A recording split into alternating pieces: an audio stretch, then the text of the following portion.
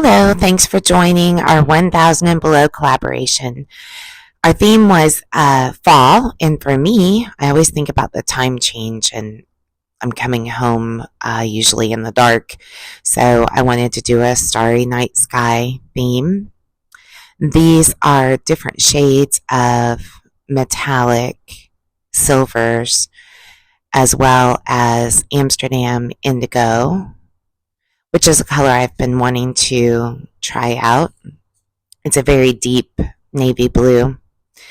I'm using my consistency guide. You can get that for free on my website, createmonthlyclub.com. It's a free download.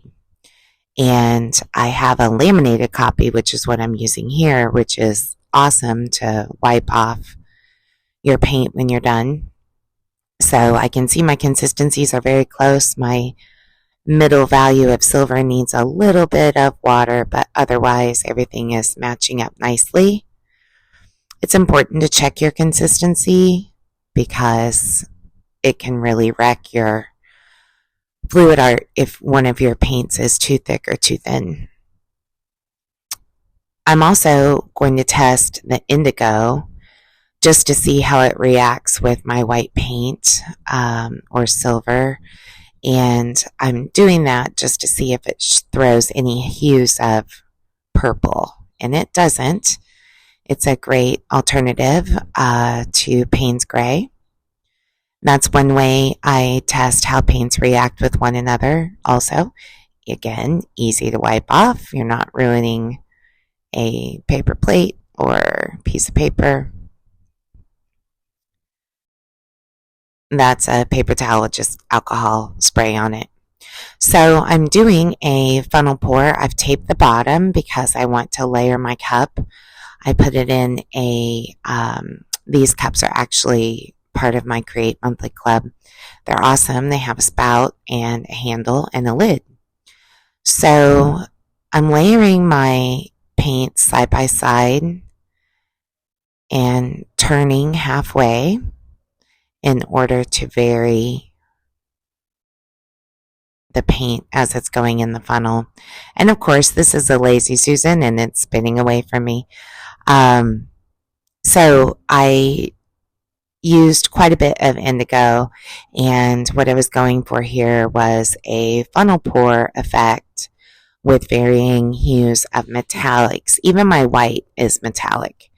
It is Metallic White by Artist Loft, and I really like the way it sells up. It almost gives a cloud effect. I ended up making 3 tones of silver, one very deep graphite color with silver and a little bit of black, and then middle value silver, and I mixed my white paint, the metallic white, with silver as well, so it would give it kind of a cloudy, very light silver effect. I'm also using Pewter by DecoArt. This is reminiscent to me of our evening sky here in Florida as fall comes, because the time change creates such a early evening for us, and particularly in the fall, the stars are extra bright, and right now we have a huge moon. I forget what my husband told me it's called, but it is gigantic, so we get that big moon and bright stars, starry night while we're eating dinner, which is not always a good thing. I'd love to have longer daytime in the evening.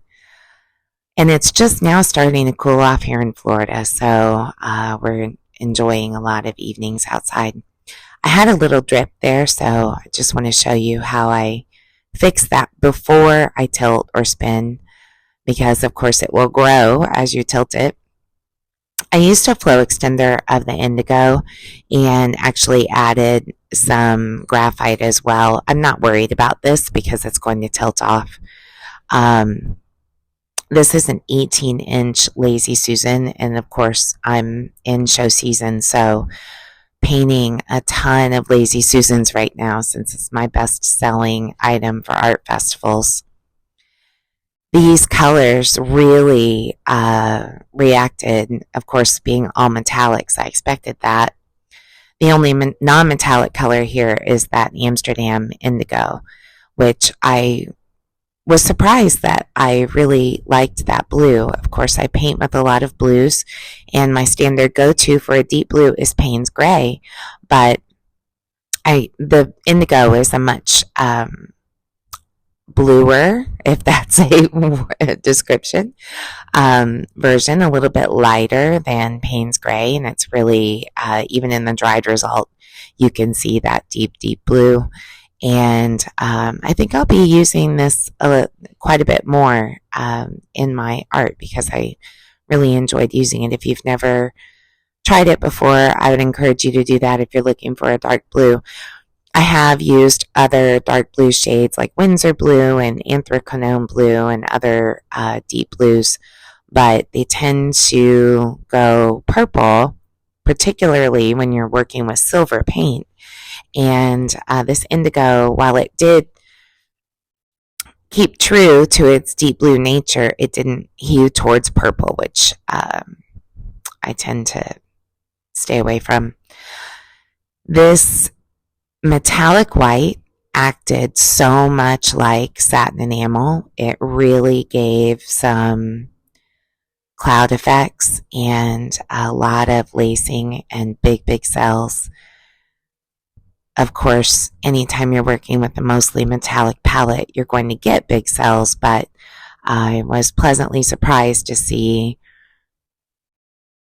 the reaction with the metallic white in this particular Lazy Susan and this particular composition. So while not traditional fall colors, our challenge was to use fall and explain what it means to us. So of course here in Florida, I see all the fall decorations and really try to get into that whole pumpkin spice craze, but the weather just does not help us because it up until yesterday was still almost 90 degrees. But the time change does signal to us that it's fall. And when I was thinking about this commission or this challenge, I was thinking about fall and what it means to me living in Florida, and that it's really, having that night sky very early in the evening, and then we had this huge moon. So I thought, well, I'm going to do Starry Night because that's what it feels like for us here in Florida. Plus, I'm just, unlike my friend Kathleen Osmore, not a huge fan of the traditional fall palette, and don't typically paint a lot with those colors. So I'm just really slowly stretching this. I'm waiting and watching to see how these cells react, and I got a lot of really big boulder cells, particularly in that graphite section, which ended up being a super response to these metallic paints. I don't have a resined photo of this, but once I get this Lazy Susan cured and resined, I think all of those metallic factors are going to really show up in this piece. And of course, I super stretched it after I let it sit for a while and got those metallic reactions. I get a lot of questions because I teach classes about how to get cells. It's basically agitation, and that's what happened with that funnel. Those are some ornaments I made with TLP Benevolence, and this is an ornament that I had custom made. It's 5 millimeters thick and 5 inches wide, and there is a plastic coating that you have to remove. But the great thing about it is there's one on the back too, so after I paint these and do resin, I can take the resin off really easily. So I decided to use my leftover metallic paints to create some ornaments. And I'm just doing some basic ring pours, kind of playing around to use up that paint. Like I said, those ornaments are 5 millimeters thick, which is almost a quarter of an inch. Most of the ornaments I find on Amazon or Etsy or even in Hobby Lobby are small. They're 3 inches and they're not very thick. So I had these custom made, and specifically because I sell a lot of ornaments at this time of year. And I did scrape 2 of them because they weren't interesting for me. Here I'm just painting them again, relayered my cup with a little more contrast. And I do show you the resin results of these. This last one, I decided to do some ribbon pour and blow, and it actually ended up being my favorite. I've been experimenting a lot with ornaments. I've got a few bulk orders of ornaments for holiday gifts from some regular customers that I'm kind of experimenting with techniques and things like that, color combos for them, because they order every year, so I'm trying to give them something new each time. That one ended up being my favorite. I really liked it. These are thicker paints, of course, so being metallic paints, they really reacted to blowing the colors across. That's what I call a standalone. It doesn't need any extra embellishment, just a resin coat. I do end up with 2 of them that I probably will add some glass to before I finalize them, because they were not interesting enough designs to stand alone on their own. And if anyone knows where this funky straw thing came from with the 2 ends, I would really love to have another one. I've had it for a couple of years, can't even tell you where it came from. There's our Lazy Susan. Here are the ornaments with some resin. See how pretty that one is?